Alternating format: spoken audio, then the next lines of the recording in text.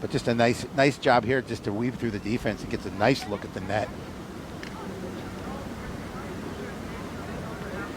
And you saw it there. She did a really nice job of making that opportunity on the free possession.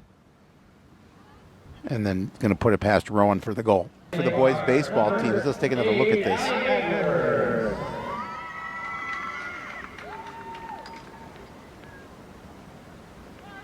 Oh, yeah, it did bounce in behind. Yep.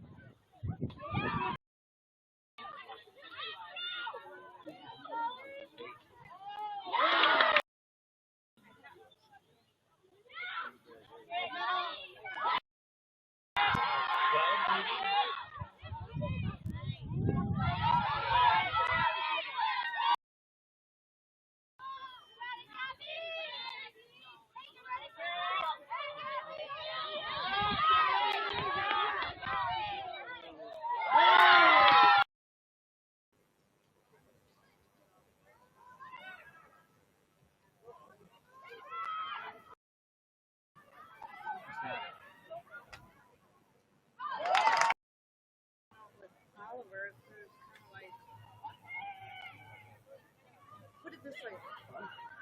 Put it this way.